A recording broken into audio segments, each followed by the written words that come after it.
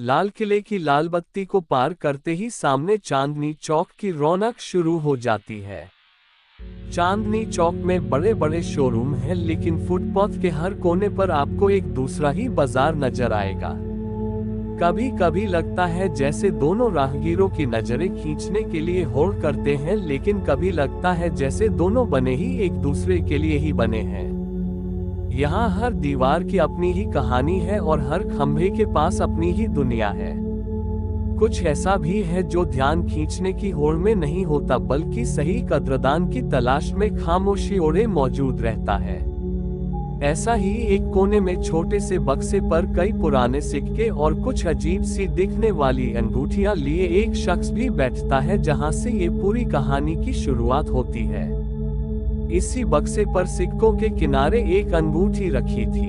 काला पत्थर जड़ी सफेद अंगूठी चुपचाप किनारे पड़ी हुई थी। इस कोने, इस बक्से और इस शख्स पर आमतौर पर किसी की नजर नहीं पड़ती, लेकिन नेहा की नजर इस अंगूठी पर टिक गई। लग रहा था कि जैसे ये अंगूठी नेहा को खींच रही थी। खींचते खींचते ही नेहा बक्से वाले के पास पहुंच गई। नेहा, बाबा, ये अंगूठी दिखाओ ना। सफेद कुर्ते, सफेद दाढ़ी वाले बुजुर्ग ने मोटे चश्मे को ठीक करते हुए नेहा को देखा। नेहा ने फिर दोहराया, बाबा, अंगूठी दिखाओ ना। बुजुर्ग ने बड़ी अजीब सी निगाहों से देखा, फिर ना जाने जेब में क्या तलाश करने लगा। नेहा को उम्मीद थी कि बाबा उसे जल्दी से अंगूठी दिखाएगा, पर उम्र के साथ तेजी की जरूरत भी खत्म हो जाती है। कई बार शरीर साथ नहीं देता, कई बार दिमाग साथ नहीं देता, लेकिन कई बार वो वजह ही खत्म हो जाती है जिसकी वजह से जवानी जल्दबाजी में रहती है। बाबा का वक्त उनके हिसाब से चल रहा था। उन्होंने बेहद धीमे हाथों से अंगूठी को उठाया, अपने मोटे चश्मे में से नजरें अंगूठी पर गड़ा दी। जितने ध्यान से बाबा अंगूठी पर नजर गड़ाए था, उससे ज्यादा गौर से अनिल बाबा को घूर रहा था। अनिल की नजरों में गुस्सा भी थी, मुंह से कुछ बुदबुदा भी रहा था। अनिल नेहा का बॉयफ्रेंड था। सिर्फ बॉयफ्रेंड ही नहीं था, दोनों की शादी का चर्चाएं घर पर चल रही थी। पर बात अभी रिश्ते पक्का होने तक भी नहीं पहुंची थी। लेकिन जवान सपने अक्सर उम्र से तेज चलते हैं। नेहा के कहने ही वो शादी के कुछ कपड़ों की विंडो शॉपिंग करने चांदनी चौक साथ आया था। वैसे नेहा के लिए विंडो शॉपिंग कम डेट ज्यादा थी, क्योंकि वो अपने अनिल के साथ थी। अनिल के लिए ये डेट मुसीबत की तरह ही थी, क्योंकि बाबा अंगूठी दिखाने में बहुत ज्यादा वक्त ले रहा था। पिछले कई घंटे बाजार में बेवजह घूमने के बाद ये इंतजार उसे और बुरा लग रहा था। बाबा ने अंगूठी देखने के बाद नेहा की तरफ अंगूठी बढ़ा दी। अब बाबा उतने ध्यान से नेहा को देख रहा था। नेहा ने अंगूठी को हाथ में लेते ही बड़े गौर से उलट पलट कर देखा। सफेद अंगूठी में काले रंग का पत्थर जड़ा था। अच्छा काम भी हो रखा था। सबसे बड़ी बात, ये अंगूठी नेहा की ड्रेस के साथ मैच भी हो रही थी। नेहा ने खुशी के साथ अनिल की तरफ देखा। अनिल ने फीकी सी मुस्कान दी। नेहा और बाबा की बेवकूफी उसे बिल्कुल पसंद नहीं आ रही थी। मैं ले लूं? नेहा ने मासूमियत के साथ अनिल से सवाल किया। दिलचस्प ये होता है कि कई सवाल ऐसे होते हैं जिनका जवाब पहले से तय होता है। ये भी ऐसा ही सवाल था। नेहा चाहे तो ये भी कह सकती थी कि मैं ले रही हूं, पर नेहा ने इसे सवाल में बदल डाला। अनिल के पास ना कहने का विकल्प था ही नहीं, तो उसने वही कहा जो उससे कहलवाया गया था, ठीक है, ले लो। अब अगला सवाल नेहा ने बाबा से किया, कितने की दोगे बाबा?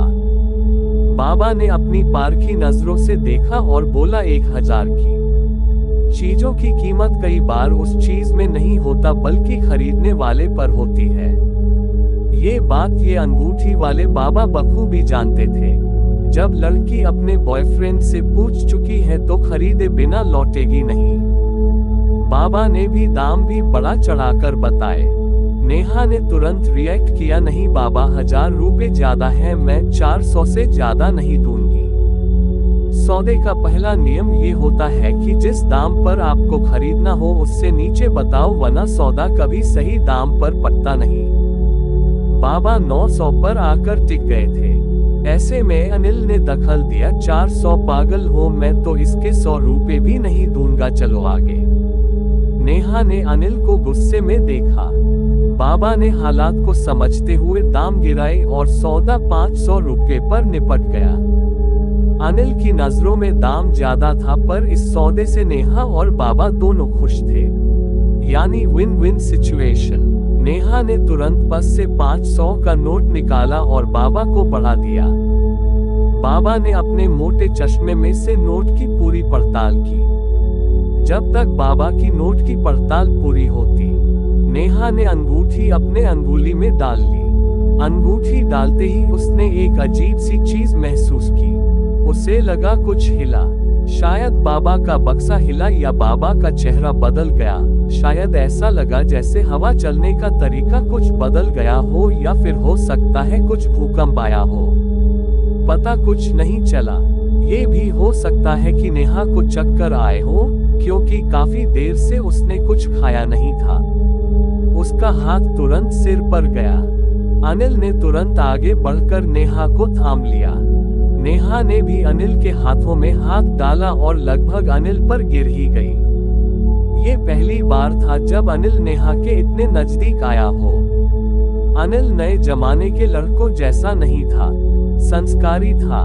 शादी से पहले वो छूने से भी घबराता था। नेहा के ख्यालात भी ऐसे ही थे। दोनों ने रिश्तों की पवित्रता को बरकरार रखा था। साथ में रहते हुए भी कभी बात हाथ पकड़ने से आगे नहीं बढ़ी थी। लेकिन आज अंगूठी ने चमत्कार दिखा दिया। नेहा अनिल से लगभग चिपक गई थी। अनिल ने भी उसे बाहों में थाम लिया था। पीछे से एक स्टॉल चलाने वाले ने आवाज लगानी शुरू कर दी थी, ले लो मजनू लैला ब्रांड 1235। नेहा ने मुड़कर देखा तो ब्रा पेंटी का स्टॉल था और स्टॉल वाला सीन का मजा ले रहा था। नेहा भी मन ही मन मुस्कुरा दी। नेहा को अंदाजा नहीं था आने वाले कुछ दिनों में उसकी जिंदगी में सब बदलने वाला है। सब बोले तो सब। अंगुली में पहनते ही अंगूठी का भूत जाग गया था। उसे वो मिल गया था जिसकी वो बरसों से तलाश कर रहा था। जो हलचल हुई वो उस भूत के जागने की ही हलचल थी। अब भूत सही वक्त का इंतजार कर रहा था, और ये सही वक्त बहुत जल्द आने वाला था। आज रात ही मार्च का महीना था। सर्दियां खत्म भी नहीं हुई थी और गर्मियां शुरू भी नहीं हुई थी। दिल्ली के लिए मार्च का महीना सुखद होता है। रात हो चुकी थी। नेहा खिड़की से बाहर झांक रही थी। बाहर गली में नीम के कई पेड़ लगे थे। बसंत बेशक आ चुका था, लेकिन नीम के पेड़ थोड़ा लेट चल रहे थे। हरे पत्ते रंग बदलकर पीले हो गए थे। हवा के साथ साथ नीम अपने पुराने पत्ते छोड़कर नए दौर का स्वागत करने को तैयार हो रहा था। बाहर हल्की हवा चल रही थी।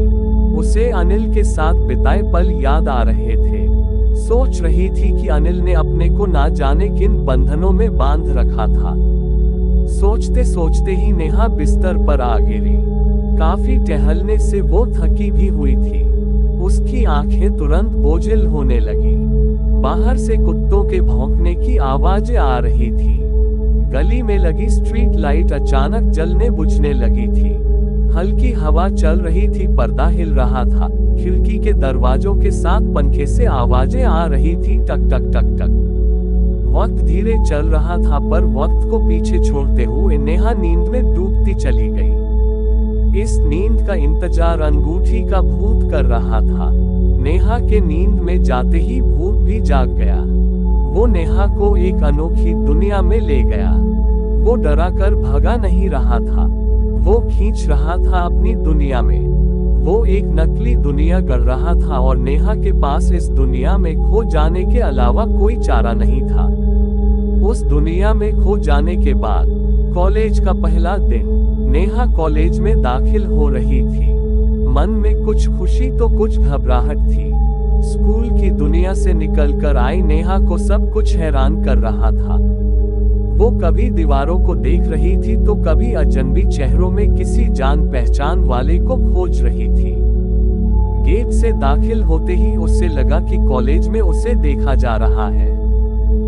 कुछ इशारे भी लड़के आपस में कर रहे हैं। पास खड़ी गाड़ी से गुजरी तो उसने देखा कि उसने ब्लू जीन्स और सफेद टी शर्ट पहनी है।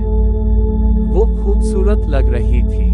उसे अपने बदन कुछ ज्यादा भरा भरा सा लगा। उसे अपने पर नाज हुआ। उसने एक सेकंड रुककर शीशे में अपने बाल ठीक किए और आगे बढ़ गई। इतने में 4 लड़कों का एक ग्रुप उसके पास आया और पूछा, आर यू फ्रेश? घबराई सी नेहा करते हुए गर्दन हिलाई। सीनियर लड़कों ने कहा, पास के कमरे में इंटरेक्शन चल रहा है, चलिए हमारे साथ। नेहा मना नहीं कर पाए। पहले ही दिन सीनियर्स को नाराज करने का उसका कोई इरादा नहीं था। सीनियर लड़के उसे कॉलेज में कोने के एक कमरे में ले गए। वहां पहले से कई सारे सीनियर स्टूडेंट मौजूद थे। अधिकतर लड़के थे लेकिन कुछ लड़कियां भी थीं। सभी के चेहरे पर शरारत भरी मुस्कुराहट थी। What is your name? एक कड़कड़ाती हुई आवाज आई। नेहा ने डरते हुए जवाब दिया। Which course? दूसरी आवाज आई। नेहा, BA। कई लोगों के हंसने की आवाज आई। अरे ये तो BA वाली है। इतने में तीसरी आवाज आई, आज क्या दिखाने वाली हो? कहते हुए सब हंस पड़े। नेहा ने गर्दन उठाकर देखा। उसे समझ ही नहीं आ रहा था कि इस बात का क्या मतलब है। इतने में एक और आवाज आई, अरे घबराओ नहीं, कुछ तो दिखाओ। नेहा की समझ में नहीं आ रहा था कि इस डबल मीनिंग बात का क्या जवाब दे। उसे लगा कि वो धरती में धंसती जा रही है। मतलब टैलेंट पूछ रहे हैं हम? क्या टैलेंट है तुम्हारा? वैसे कुछ तो दिखाई दे रहा है, एक चुभती हुई आवाज ने पूछा। नेहा ने उस शख्स की तरफ देखा तो एक वाहियात सी हंसी नजर आई।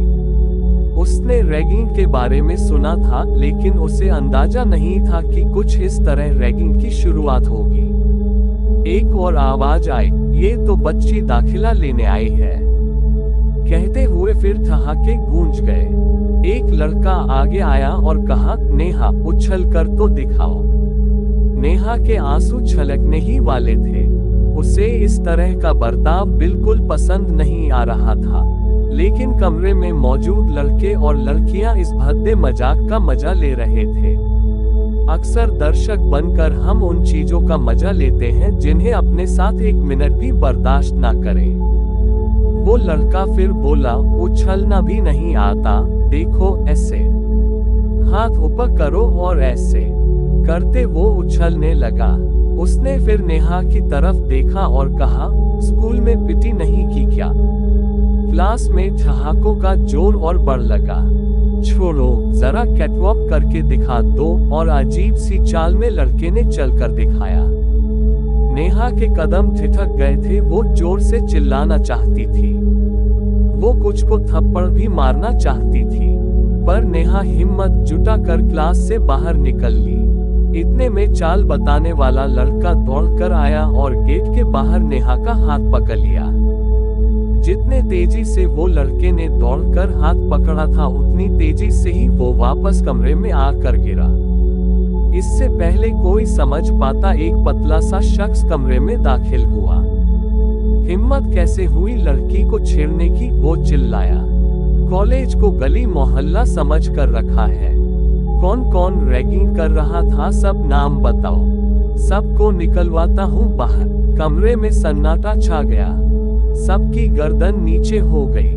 1 मिनट पहले जिस कमरे में हंसी ठहाके गूंज रहे थे, अब मरघट जैसी शांति थी।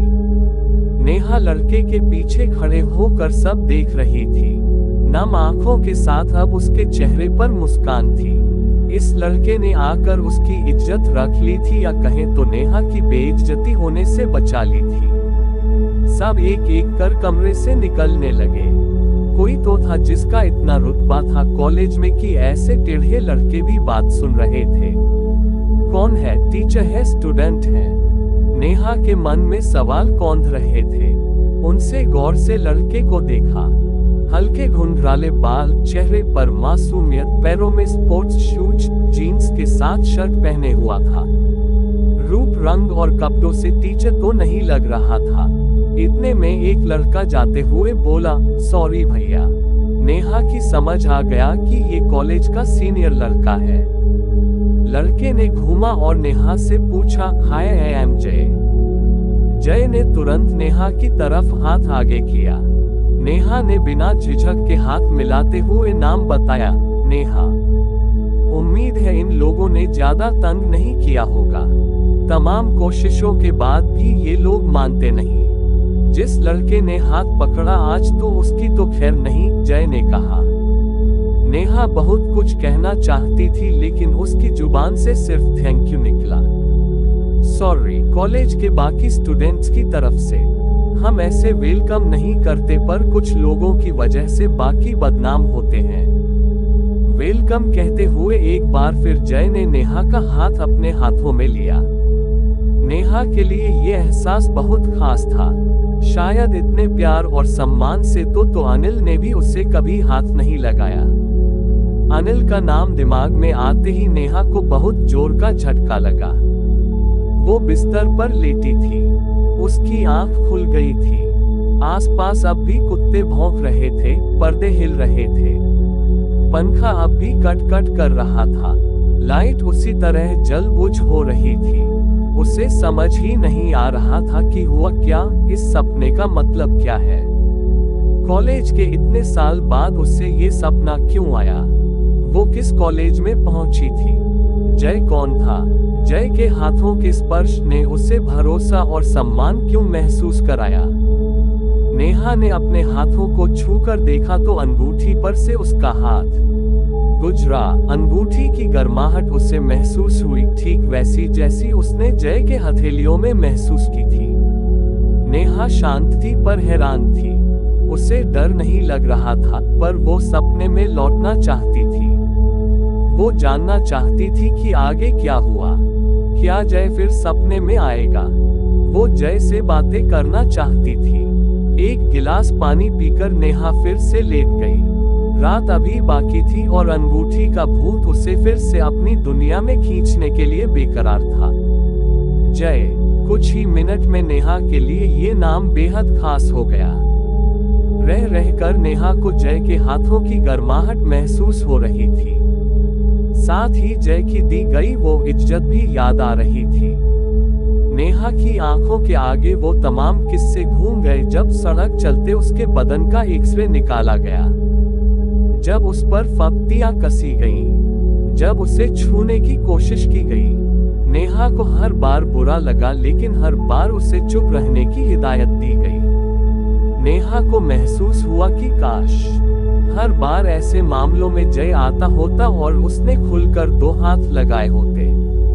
यही सोचते सोचते नेहा फिर से सपनों की दुनिया में डूबने लगी, बिना ये जाने कि ये सपनों की दुनिया उसके सपनों की दुनिया नहीं है। इस सपने की दुनिया को अंगूठी का भूत रच रहा था। अंगूठी का भूत डरा कर भगा नहीं रहा था, बल्कि नेहा को खींच रहा था। और ये सब हो रहा था नेहा की पहनी उस सफेद अंगूठी की वजह से जिसमें काला पत्थर जड़ा हुआ था। नेहा की आंखें बंद हुईं और आवाजें फिर से गायब होने लगीं और बंद आंखों के आगे सीन बदलता गया। बस के चलने की आवाजें आ रही थी। बस में बहुत से लड़के और लड़कियां थीं।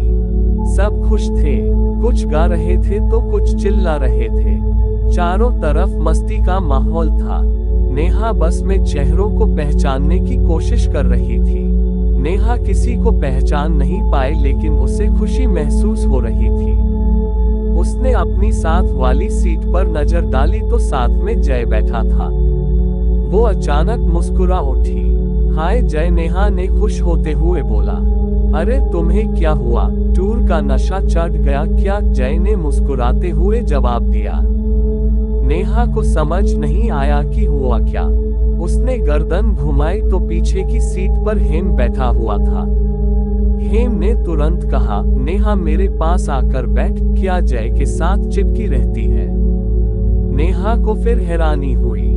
वो झिझकी। हेम ने हाथ पकड़कर खींचा तो इस बार जय ने नेहा का हाथ पकड़कर रोक लिया। माना तेरी बहन है, पर कभी तो मेरे साथ बैठने दे, जय ने बोला।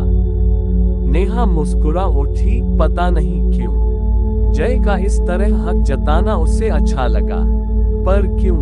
नेहा का हाथ फिर से जय के हाथ में था। उसने देखा कि बाकी लड़कियां उसे जलन के साथ देख रही हैं। लड़कियों को देखते हुए ही उसने अपना सिर जय के कंधे पर रख दिया। जय ने हाथ को थोड़ा और जोर से पकड़ लिया। अचानक बस में ब्रेक लगा और तुरंत सपना बदल गया। अब जय उसे सीढ़ियों पर बैठा नजर आया, लेकिन जय का ध्यान नेहा की तरफ नहीं था। उसके हाथ में एक डायरी थी। वो कुछ लिख रहा था। आसपास कई लोग बैठे नजर आए, जिनमें लड़के कम थे और लड़कियां ज्यादा थीं। नेहा को देखते ही एक लड़की मुस्कुराए और कहा, लो आ गई तुम्हारी नेहा। देखा तो लड़कियों ने उसके लिए जगह खाली कर दी। नेहा भी खींचती चली गई जय की तरफ। जय के पास गई तो जय भी मुस्कुराता हुई कुछ खिसका और नेहा के लिए जगह बना। नेहा को महसूस हुआ कि दोनों के बीच ना जाने कब से जुड़ाव है, और ये सिर्फ जुड़ाव ही नहीं और भी बहुत कुछ है। उसे जय की आंखों में जो प्यार दिखाई दे रहा था, उसे शब्दों में बयां करना मुश्किल था। जय के हाथ में डायरी थी। नेहा ने डायरी पर झांका तो कुछ कविताएं लिखी थीं। नेहा ने डायरी पढ़ने के लिए नजरों से पूछा तो जय ने तुरंत हाँ कर दी। सांसों की तरफ तुम्हारी याद, ना आना थाम सकता हूँ, ना जाने पर बस है मेरा। सच ये है तो इतना कि यही मेरे जीने की वजह है। नेहा ने मुस्कुराते हुए अंगुलियों से शानदार का पोज बनाया। मुस्कान उसे चेहरे पर और तैर गई थी। उसे लगा कि ये कविता तो जय ने सिर्फ और सिर्फ उसके लिए लिखी है। लेकिन आखिर क्या हुआ उसके और जय के बीच? उसे इसका एहसास ही नहीं था। उसने उत्सुकता में एक पेज और पलटा। तुमसे अच्छी तुम्हारी याद है, कभी अकेले रहने नहीं देती। जब होने लगता है तन्हा ये मन, छाकर मुझे बाहों में भर लेती है। तरसाती रहो तुम दूर अड़ी, वो यही है मेरे पास खड़ी। नेहा का मन हुआ कि जय को चूम ले, उसे गले लगा ले, पर आसपास बहुत से स्टूडेंट्स को बैठा देखा तो उसने अपने आप को रोक लिया। नेहा ने अपने दाएं हाथ से बालों को ठीक किया तो देखा कि कई लड़कियां उसे तिरछी आंखों से देख रही थी, कुछ जलन के साथ। नेहा ने डायरी का अगला पेज पलटना चाहा तो तुरंत जय ने उसे मुस्कुराते हुए रोका। रोकते हुए एक बार फिर नेहा के हाथ जय के हाथ में आ गए। जय ने फिर हाथ पकड़ लिया। इस बार नेहा को कुछ और भी एहसास हुआ। उसे लगा कि उसके बदन में अजीब सी लहरें दौड़ गई थी। इस बार सिर्फ गर्माहट नहीं थी, बल्कि बहुत तेज एहसास था। उसका पूरा बदन कांप गया था। इसके बाद नेहा अचानक डूबती चली गई। तस्वीरें धुंधली होती चली गईं। अचानक सुबह उसकी नींद खुली, तेज झटके और तेज आवाजों के साथ। उसे घर में उठाया जा रहा था। उसकी आंख खुली तो देखा कि उसका छोटा भाई दूर जाकर गिरा हुआ था और डरकर उसे देख रहा था।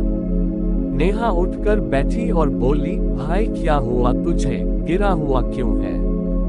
उसके भाई ने जवाब दिया, एक तो लात मारती हो और कहती हो तो गिरा हुआ क्या है। आधे घंटे से आवाज मार रहा हूँ, उठ नहीं रही। हिलाया तो तेज लात मार दी, कहते हुए वो कमरे से बाहर चला गया। ऐसा नेहा की जिंदगी में कभी नहीं हुआ था। नेहा की नींद हल्की थी, हल्की सी आवाज में उठ जाता करती थी, लेकिन आज नींद में उसने भाई को लात मार दी। आखिर क्यों? अभी उसके दिमाग में ये सवाल घूम ही रहा था कि अचानक जय की याद फिर घूम गई। रात को वो किस कॉलेज में थी, किस कॉलेज में जय मिला था? ये जय है कौन जिसका सपना उसे बार बार आ रहा है? जय उसे प्यार क्यों दिखा रहा है? अनिल के रहते हुए उससे जय प्यारा क्यों लग रहा है? नेहा का हाथ फिर से अपनी अंगूठी पर गया तो उसे अपने हाथ की तरफ देखा। उसे लगा कि जैसे हाथ पर किसी के हाथ का निशान छपा है। ऐसा जैसे कोई उसका हाथ पकड़कर बहुत देर से बैठा हो।